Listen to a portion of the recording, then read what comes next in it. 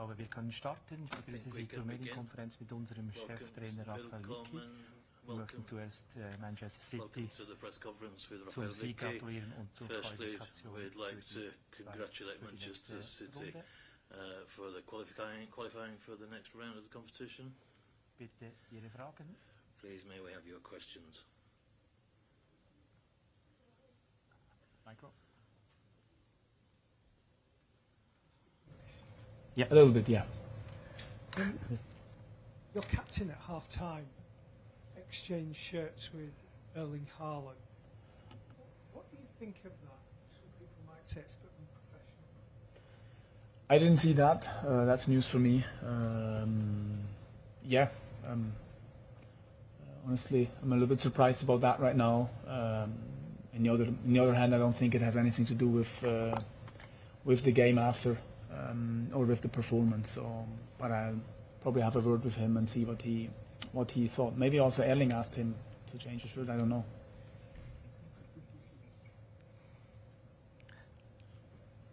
Hello, just over here. Just on that. Obviously, you had a man sent off, and it's very difficult. But other teams have been beaten by more. I guess. Do you take any kind of? Do you take some sort of consolation from your teams? Look, we're obviously not happy.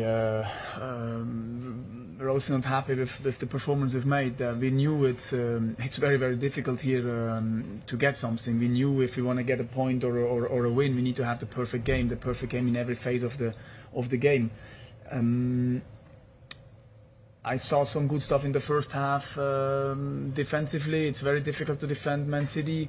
They always have chances, but I think we were not to our standards with the ball. We were not either courageous enough with the ball.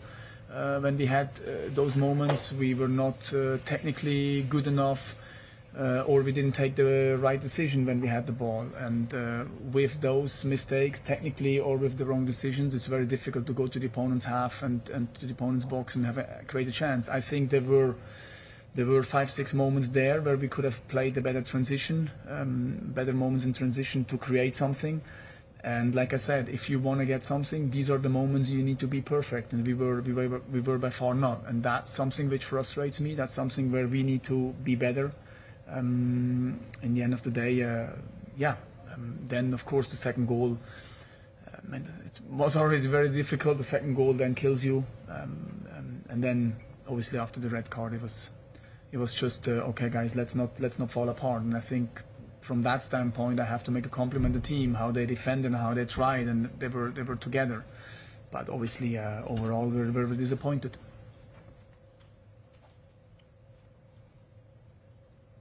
Ein Wort vielleicht zu Sandro Lauper. Er ist am letzten Spiel schon vom Platz geflogen mit Rot. Hier hat er Gelbrot kassiert. Weil das zweite Foul eigentlich auch eine rote Karte verdient hätte, ganz klar. The player took a yellow card followed by a second and a red. Is there something that's not right with the player? Ja, ich habe das Bild nicht gesehen, ob es direkt eine rote gewesen wäre. I didn't see a video es ist so, dass of whether es it eine really was Bewegung a war von red. mir in der Pause einen Wechsel zu machen. It was important that we made a change in the second half. I thought maybe I'll give him an extra 10 minutes. He wanted to stay on board, and then I was going to change him around about the 55-minute mark. But I think Sandro knows that he should have reacted differently under those circumstances.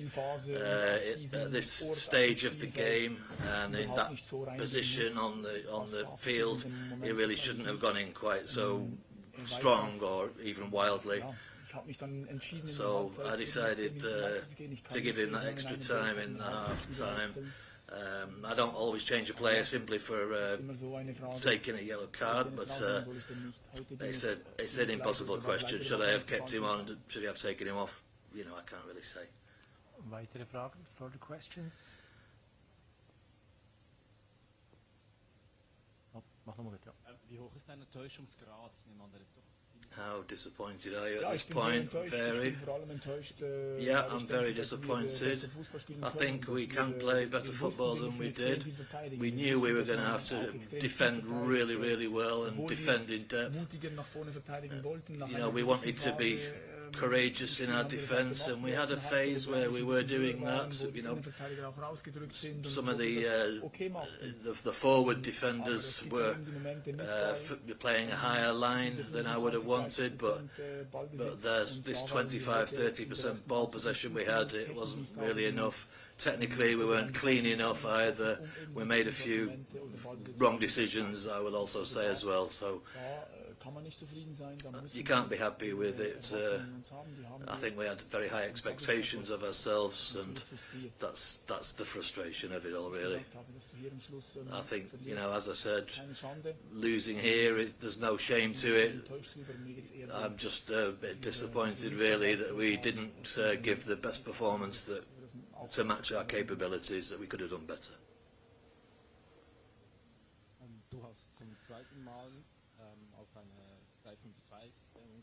You played on a 3-5-3 system again. What's your opinion about how it went tonight, playing 3-5-3? I think my idea was that we were with a 5, we would give our wingers more opportunities. There was a certain idea that we would let the boys play a bit freely between the lines, between the channels. The team had a bit of difficulties with that, but when we did have a pressing phase, it went really well. We, however, came up against some really strong defending, and you know, the link-up play didn't work out well because we came up against such great defence from City. I think that was perhaps not the decisive factor in the team, but that's my opinions about the question you asked about playing that form.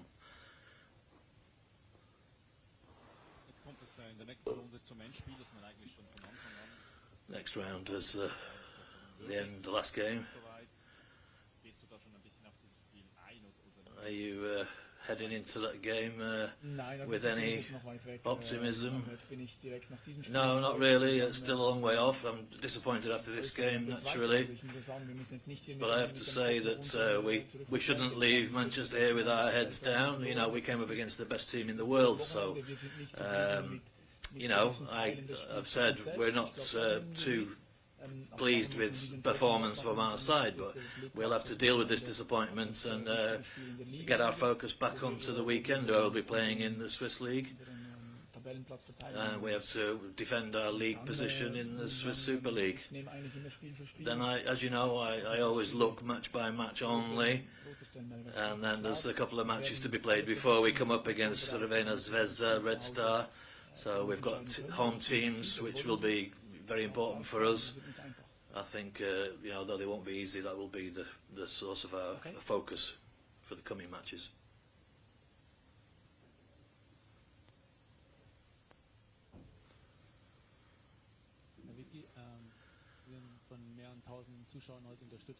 You were supported by several thousand fans here today, and they were impressive how they stuck with the team throughout the game. Have any words for the fans and how they supported the team? Yeah, it's unbelievable. We're really incredibly proud of our fans, and, as always. And you know, I'm thrilled that so many travelled here to Manchester. We love, you know, we live from our fans, all of our home games, and how they drive us forward with their incredible support. So, yeah, we're very, very thankful that so many people have made the journey here to Manchester. Okay, you know, they're still celebrating even when we conceded a 3-0 defeat, so it says a lot about their quality, and we're very proud of them. Do you think that's something about the Swiss football, that everybody's really proud already just by being in the Champions League? How do you see the situation vis-à-vis Swiss football generally? How do you see the future developing for the Swiss in things like Champions League? Well, as I've said, you know, to be in the Champions League is it's no small feat. So we're very, very proud that we're in the competition. you know, we have ambition, of course. We go into every game against the huge teams who are in the Champions League, and we want to go out there and go out there without any fear. And this is the mindset that we try to develop.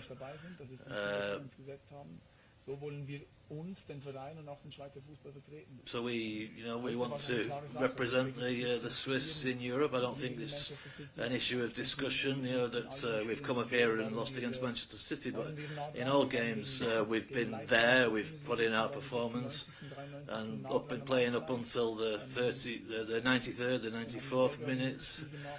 Again, in Belgium we played. In Belgrade, we played a great match, and I think here, you know, in various parts of the match here, we've shown what we can do. But however, I think we could have, you know, we can build on what we've learned and what we've seen. Today, of course, was a disappointing outcome for us. What about the concrete points that you can take over from this game? Do you think this is going to help you to get a measure of the team? You know, the ball when your team have the ball possession. Yeah, you say that right, as we say.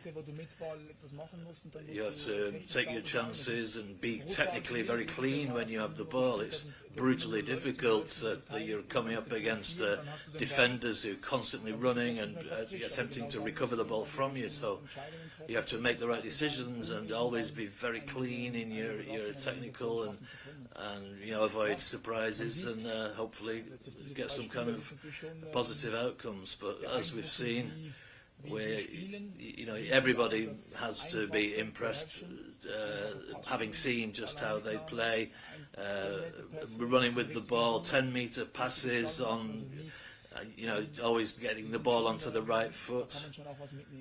So, you know, you can say we could take away a lot of positives from the experiences we've had here.